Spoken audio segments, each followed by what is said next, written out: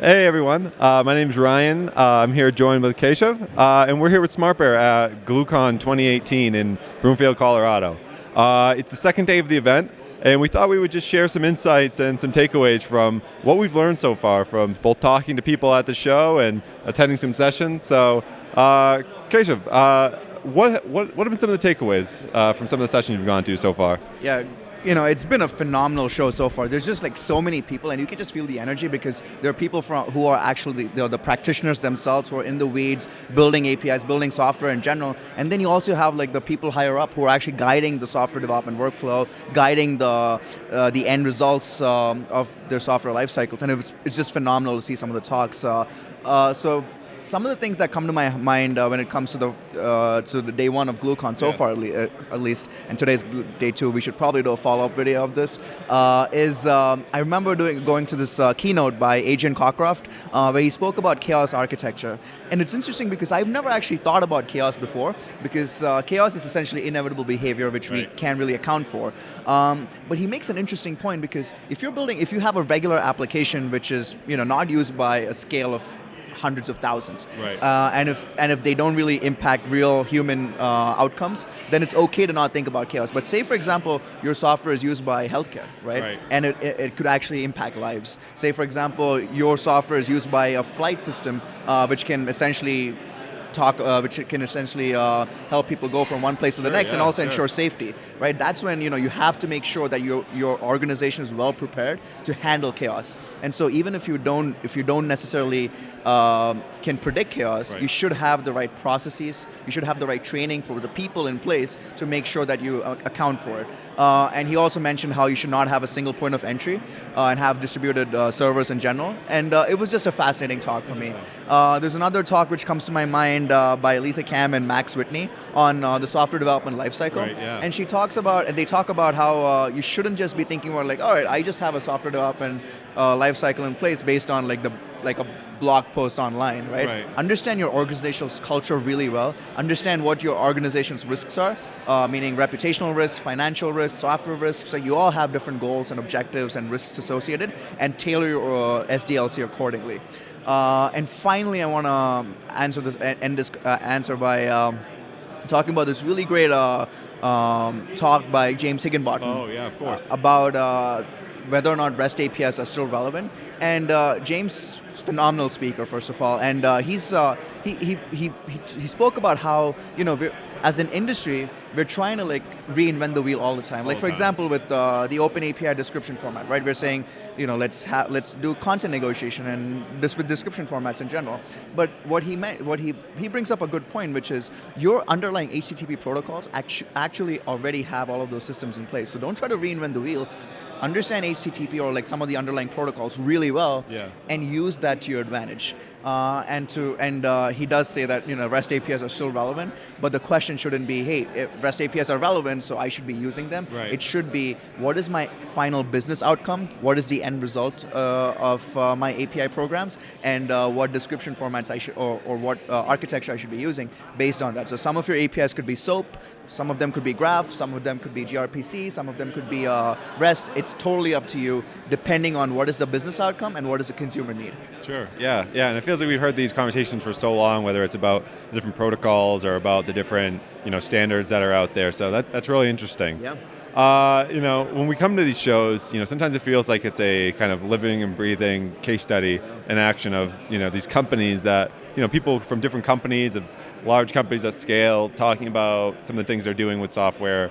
Give me some examples of the companies that have spoken today, some of the sessions maybe you've gone to, and what you've learned from them. Yeah, great question again. I think I went to this talk yesterday by Twitter, and they had this interesting business problem, which is, again, Twitter is used by millions of people, and there's like so many active users, millions of users on a regular day-to-day basis. And justifiably, they have a lot of services that help support this growing business of theirs.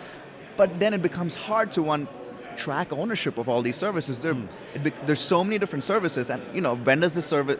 What is the life cycle of the service? What is the impact the service has to the business, right? And how do you easily discover all of these services as well? So Twitter had this interesting problem, and especially given that there's always like new employees coming in and like people moving from one team to the next, it becomes hard to like track the right person who's in charge of that service. So they built this interesting system called Kite, where essentially you can track ownership of different services, and you can also measure impact of these services based on the ROI, right? So every service you actually build can actually somehow be translated to revenue or like cost it's saved, right? So they essentially, in a friendly fashion, gamify the system and essentially allow people to say, hey, I have encouraged people to take ownership of their services, but also build services that can lead to some sort of tangible business outcome by maximizing the ROI or like the quantitative revenue impact it has had.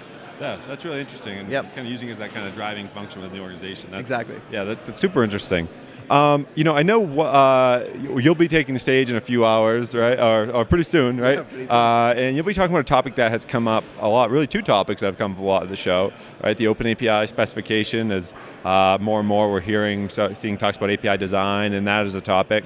And then serverless, right? There's a whole track at this show around serverless. So I wonder if you could talk a little bit about what you're going to be covering and what people should expect from your session. Yeah,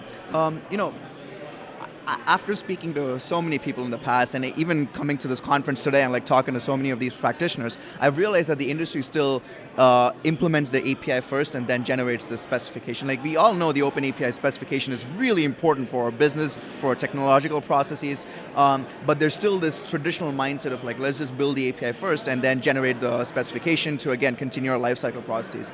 So my talk is more about saying, that's great, guys, but let's also understand what is the reason why all the experts in the industry are moving towards the design first approach. So I want to really talk about the business and the practical outcomes of doing so, and I want to tie that with the serverless technology that's become so relevant in today's day-to-day, in today's software development life cycles, because you can essentially accelerate your entire API development process by using these out-of-box functions and tie them with your API development processes with the Open API spec and drive the development forward in a quick, fast, but also in a quick and fast way, but also in a way that benefits the end consumer. Yeah, sure. Yeah, and we know that Open API is becoming more and more of a topic. We've heard some talk here already about the Open API 3.0 specification, which is out. There's a great workshop yesterday put on by the OAI, and they always have great sessions. Very own Ron was there as well. Right, that's right. That was great to see. I think we're at a point where we can wrap up here, but I'd love to talk quickly. We made some news this week releasing an update on one of our newer Swagger tools, Swagger Inspector, and it's certainly related to kind of what people are doing with the spec. So I'd love to just hear a little bit about what's exciting about it and how it adds value for people. Yeah, so high level, Swagger Inspector is a simple free tool on the cloud, which any individual developer or a team can come in, test out their different API endpoints, see what this API endpoint does, and also simultaneously make those APIs consumable by generating the Open API specification. Just recently, we actually announced support for Open API 3.0. So what this means is, if you have, say, for example, let's break it down. If, say, for example, you want to test your API that's defined in Open API 3.0, you can just insert the resource path or the URL which has the specification, and Inspector will automatically parse that and show you all the different methods and resources associated with that API. So you can actually quickly explore that API and also test various endpoints associated with that. The second thing which you can do, with this new announcement, which this new feature does, is allows you to generate Open API 3.0 definitions from different endpoints. So if say, for example, your API doesn't have the Open API defined, and as I said before, like there's so many people implementing their API first before generating the spec, you can just insert that endpoint, and with a click of a button, you can essentially generate your entire API definition, which will then open up a world of possibilities for you, including generating Open API documentation, generating client SDKs, server subs, touching on different aspects of your lifecycle, right? So it's really phenomenal, and it's so far we've got some great feedback by developers who've started using this feature already, and I'm excited to see what the future lies. Awesome. Well, that's great to hear. So, we're going to be wrapping up here. We got a few more hours left of GlueCon, and we're certainly excited for your talk. But thanks so much for sharing some of your takeaways, and thanks everyone for watching. Thank you guys.